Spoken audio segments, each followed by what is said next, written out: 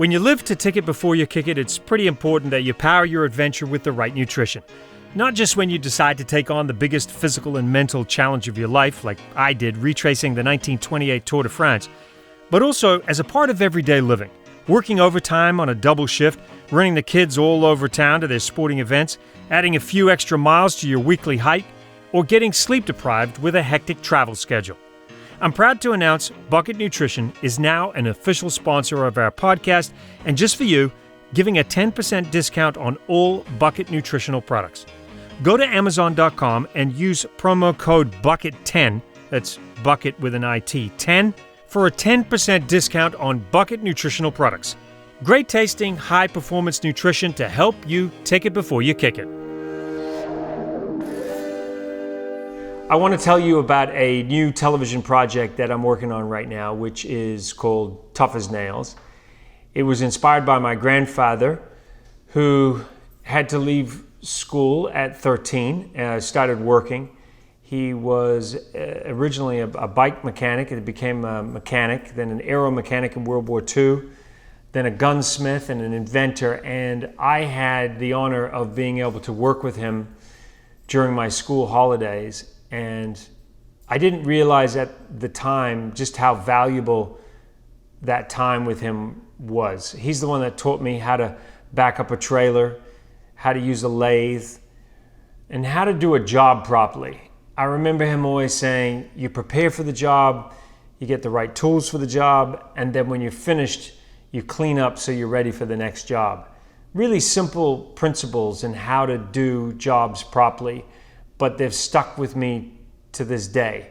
And after he passed away, I inherited some of his tools, screwdrivers and spanners, hammers, tools that he re-engineered so he could redo the handle so they fitted his hand perfectly. And just because of genetics, my hand happens to be similar to his. And so I love doing odd jobs at home and thinking that the tools that I'm working with are the tools that he worked with. And some of them I remember him working with. And I'm nostalgic, obviously, but I just love that. And I respected him so much. And my other grandfather was a carpenter, really skilled carpenter and joiner.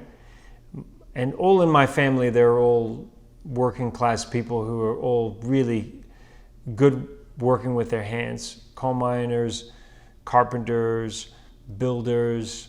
I have an uncle who is a trained engineer and he can do anything.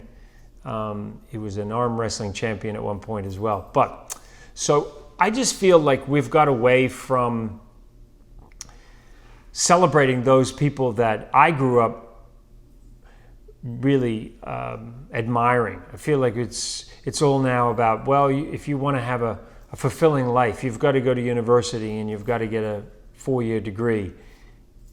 I think education is amazing and it's empowering and it's helped so many people create a better life for themselves. But I also think that there are options for some kids to not go to university and not leave with debt, which so many are right now, and who are struggling to find work, and where they could learn a trade and make a really good living and feel like they're really contributing to society, do jobs that are really fulfilling. I read somewhere the other day that there's something like 6 million vacant jobs in America that are not filled because there aren't enough skilled trade workers to do the jobs. And so I just like the idea that maybe we celebrate some of these people that keep this country going. People who sweat on factory floors instead of gym floors, people who wear work boots instead of workout shoes, people who punch time cards instead of swiping gym cards. That's what Tough as Nails is all about. So the person who helped me understand what it means to be as tough as nails is my dad. So I'm going to attempt to call my mom and dad on Skype, which I have not done before. Could be an adventure, but I'm hoping I'll connect with my dad and have a little chat to him about what it means to be as tough as nails. I knew I couldn't go back. You just put it out there. She said you've got less than a year to live. Just dug even Luck deeper. is the residue of design. Nobody else was doing it, so why couldn't I? That was the turning point. Welcome to the BUCKiT Podcast with Phil Keoghan. Every week, I talk to mavericks, disruptors, and innovators. People who ditch the excuses, swerve off the predictable road, and epitomize what it means to tick it before you kick it. Can you pan a little bit to the left, to the right, Mum, so I can see this? What do I do? Okay. Try on the top right, Mum. See where there's a little video camera? Yep. Click on that. Thank you so much. Yeah. You could help a lot of people. I could be a computer technician. You could indeed. Yes, you could. All right. So I'll get you Dad now. Yep, that'd be great, Mum. So, Dad, I was really keen to get you on Skype, thanks to Mum, because I wanted to talk about this new show that I'm doing here in the United States called Tough as Nails, because it was really inspired by Granddad.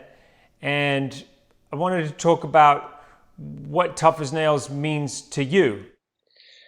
It means to me being physically able to achieve tasks, a wide range of tasks, some of which require a great deal of strength, others which require a great deal of dexterity.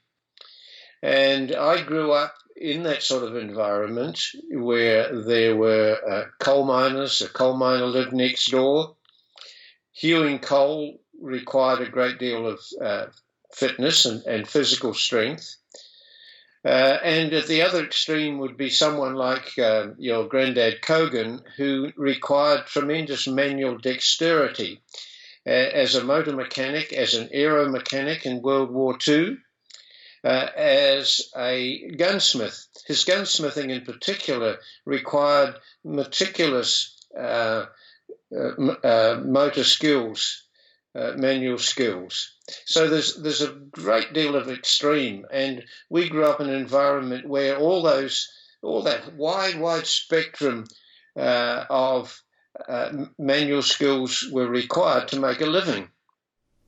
What do you think about, Dad, the idea of celebrating people who have calluses on their hands, like my uncle Jim Ray, who can do pretty much anything? I mean, he could fix pretty much anything. And acknowledging them. We seem to have got away from the idea of, I guess it's, if you want to be a contributor to society, a lot of times people say you need to go to university, you need to get a 4-year degree, and then you can create a better life for yourself. What do you think about the idea? We've got completely out of balance. Several years ago, I spoke at the reunion of our high school. It's now called Buller High School.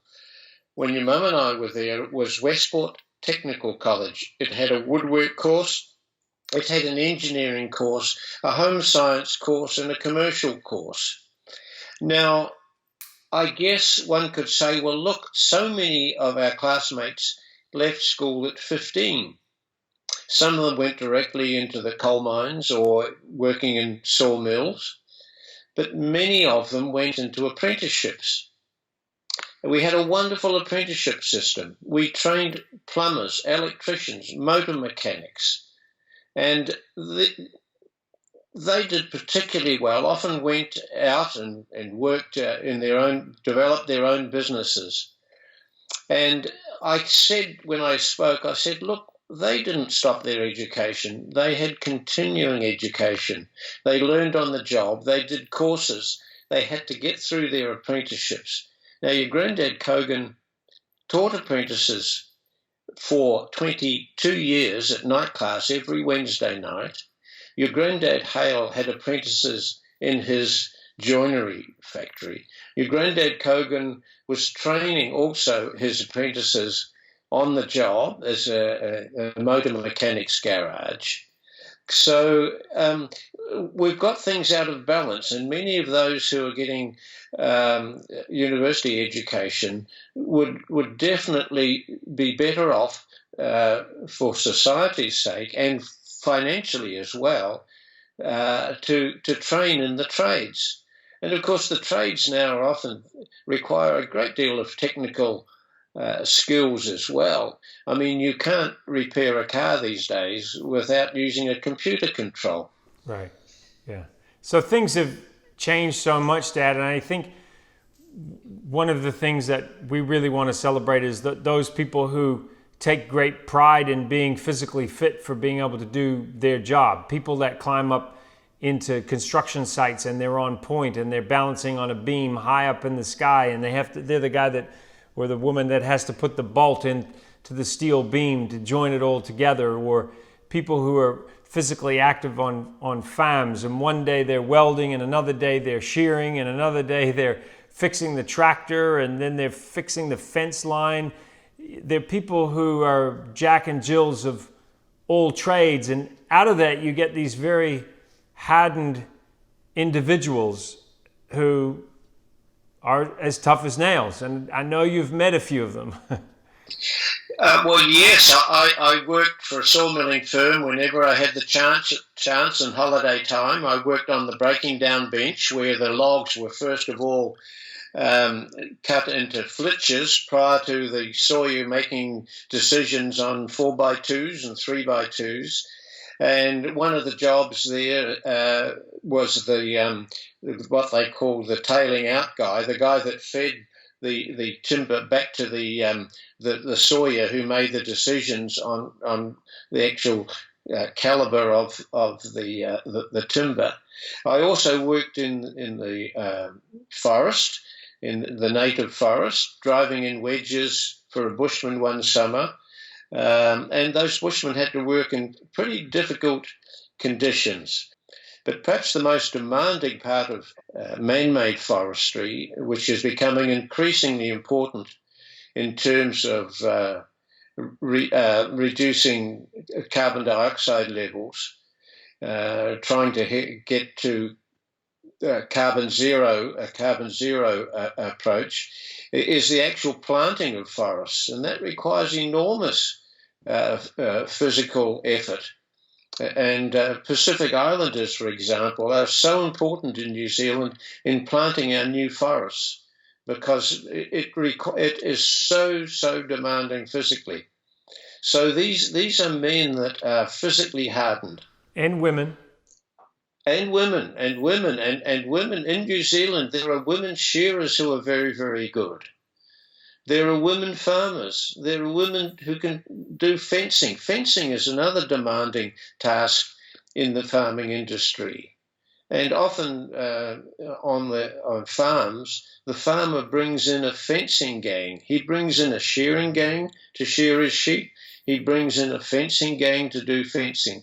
And you can imagine putting up fences in difficult, steep hill country is very, very demanding. Well, Dad, I just got back from a 6-city tour going across America.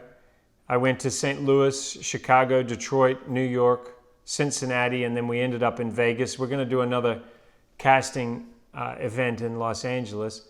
And one of the reasons that I went out on the road was I wanted to meet people face to face, and I wanted to shake their hands, feel the calluses on their hands, and look them in the eye and hear their stories and have them tell me what made them tough. And first of all, the thing that really got me was just how humble so many of them are. But I think it was the mental toughness that impressed me the most, that they all had this tremendous drive to get up every day and go and put in a really hard day's work, come home completely and utterly exhausted and spent from working all day, every day. And those are the people that we want to put a spotlight on.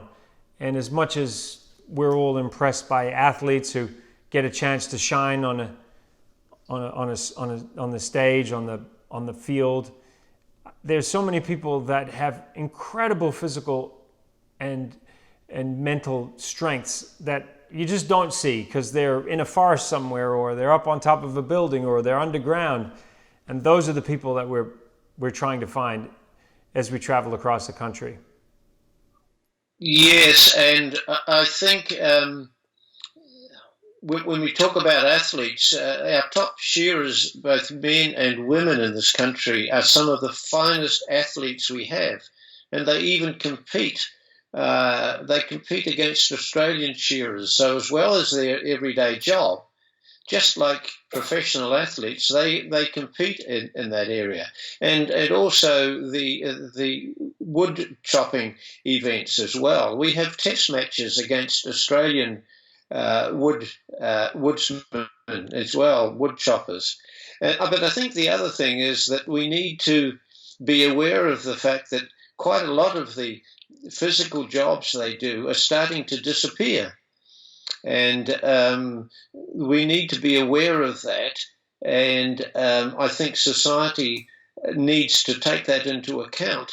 If you look at, say, the shipbuilding industry on the Clyde in Scotland, what is there now? It's virtually disappeared. And so in our different countries, we have a number of these areas that are no longer as prominent as they were. And I think when it comes to, how much longer are we going to continue to dig out coal? Yeah. And of course, which is highly mechanized now anyway. But a number of those industries are declining in the world. Yeah, but there's still people, Dad, that are doing the hard yards, the ones that are getting up every day to make sure the cows get milked, and the guys who are the iron workers, and people who are carpenters, and people are heading underground to make sure the pipes are cleared and the sewage is still flowing. There's still a lot of those jobs out there, and there are all these vacant jobs in this country where they can't find skilled tradespeople. So we still need these people because they're the ones that allow us to flick the light switches on and flush the toilet. Absolutely. I mean, you imagine some of the plumbing jobs. Yeah. They're difficult. You imagine upgrading a plumbing system in a house where plumbers have to crawl under the house. Yeah. Upgrading sewage systems. Yeah, tremendously difficult. And so on. Upgrading electrical systems in homes and buildings. Well, I met a couple of installation of air conditioning and all that sort of thing. Yeah, I met a couple of linemen, Dad, and they were telling me how proud they were to be able to go out in a storm and get the electricity running again, and the pride that they felt when an elderly person would invite them into the house after the power went back on because they were freezing, to have a cup of coffee in the middle of the night.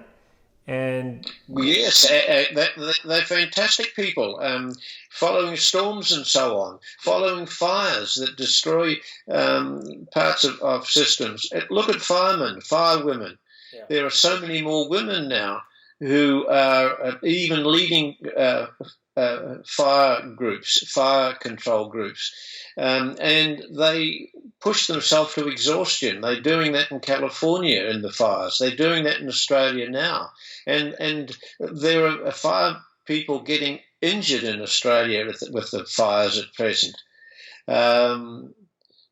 We had a big fire up in Auckland recently, and a lot of the firemen have had the after effects of even though they were well equipped and they had good equipment on, including breathing gear and so on. A number of them were unwell afterwards, as well as exhausted. And then the other thing is, these are the people that go out after big road accidents.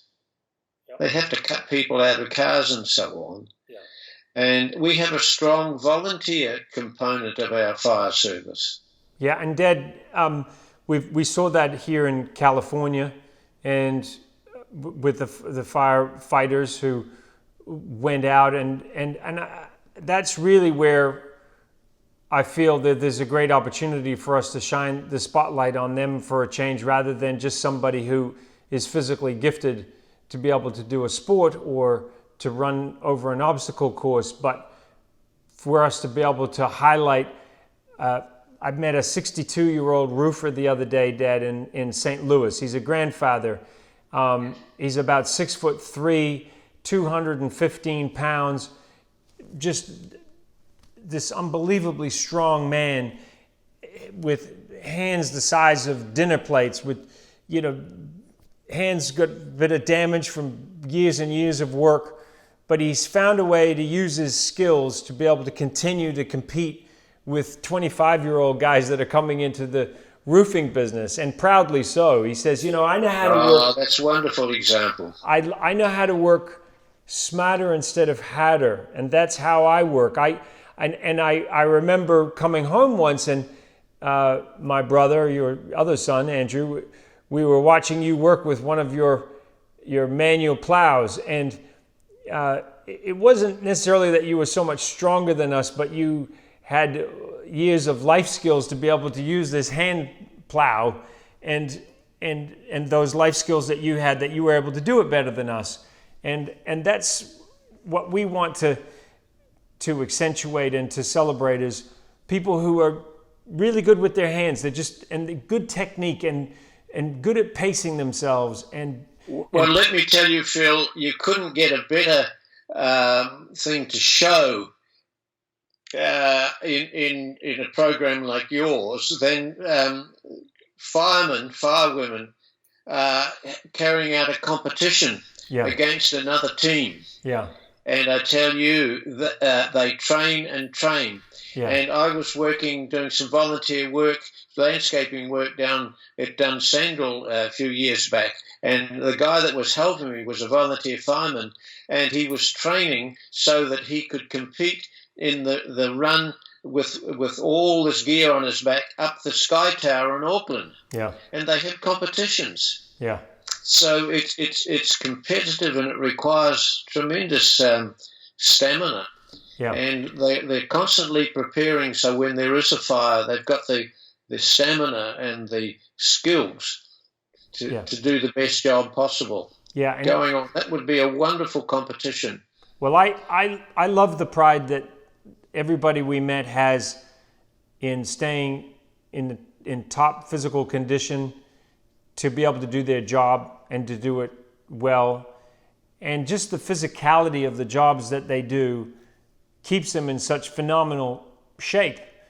A lot of them are too tired, Dad, at the end of the day to go to the gym because they've just put in 10, 12 hours of hard physical labor. The last thing I want to do is go to a gym and just pump some weights. Well, if you look in my diary, Phil, I might go to the gym on one particular day, but if I have another day in the garden and doing a lot of hoeing, push hoeing, then I just put in my diary, gardening equals workout. Yep. And you can do so much physical work, trimming a hedge or digging a garden, weeding with a hoe, push hoe, and it's good exercise, and it achieves something. If you don't want to use chemicals for weed control, then you can make a workout out of it. You know all about the wheel hoe that I introduced you to. Yeah. Planet Junior, going back more than 100 years in the US. Planet Junior gear. Yeah. Well, Dad, look, I really appreciate you taking some time to talk to me about what Tough as Nails is, which is real people in real life who are real tough. And some of the people that we have competing are not necessarily going to look like they're ready for the cover of a magazine, but what we know is they've got strength, endurance, agility, mental toughness, and then they have these life skills that they've gotten from years of working on a job and knowing how to do a job. And they're the people that turn up super early and get the job done and go and do those jobs every day. Got a great opportunity to not only profile their toughness, but the fact that they're so important in society, and that people like them should continue to be important. The other thing that's happening now, Dad, is that there's a lot more emphasis at school for kids to think about getting into the trades where, as you said, they can get really good paying jobs. They can learn a real skill that makes them incredibly valuable to society, where it's really fulfilling. And I hope that out of this, people will have a new appreciation for somebody that comes to the house and does a really nice job when they fix the plumbing, or if they come in to do a little joinery work, or they come to do some tiling, or you're driving past somebody working on the road and you see them working on fixing something or balancing high up on a building, that we'll all look up and we'll all appreciate those people who are prepared to do those jobs every day, just so that we can have the lifestyle that we are lucky enough to enjoy. Sometimes in difficult weather conditions, for example. Yeah, very difficult. Yeah. Well, Dad, thank you. I really appreciate it. We're going to get to work and find the right people and hopefully make a really successful show and celebrate hardworking men and women here in the United States. And then maybe one day we can do the show down in New Zealand as well. I think that sounds fantastic. And I think the whole concept is wonderful. I know you'll get the best out of them. You'll make them feel good about what they're doing for the program. That's so important. And they'll spread the word. Yep. As well, and I just hope it rates really well, and people can change attitudes as well. Yeah, I love that. Thanks, Dad. High ratings and changing attitudes, and I think right now it's a very good time for something like this to be happening. I hope they get a real joy out of being in the program. Yeah, me too. Of the fact that you've chosen them, and that you believe that what they can do is worthwhile. Yeah. And perhaps some of them will say a little bit about what they do day by day. Yeah. Which will be great promotion. Dad, thanks for taking some time, and I'll talk to you soon. I'll call you and Mum soon. Are you still doing your 100 press-ups a day? Still doing my 100 push-ups every day, and today I've done 120 because I worked out early this morning. Fantastic. Have you done your workout today, Dad? I'm still doing press-ups. All right. Okay. Love you, Phil. Love you, Dad. And love you, Louise. Bye. I hope you enjoyed today's podcast. To see more great interviews, go to philkeoghan.com and subscribe to BUCKiT with Phil Keoghan wherever you get your podcasts. Please consider rating and reviewing us. And follow BUCKiT, that's BUCKiT with an IT, on Instagram and Facebook. Also, follow me on Twitter @Phil Keoghan. Today's podcast proudly brought to you by BUCKiT Nutrition. Great tasting, high-performance nutrition to power your adventure. Don't forget to go to Amazon.com, search for BUCKiT Nutrition, and use promo code BUCKIT10, that's BUCKiT with an IT, and you'll get a 10% discount on all BUCKiT nutritional products. Just wait until you try the BUCKiT Booster with Manuka Honey.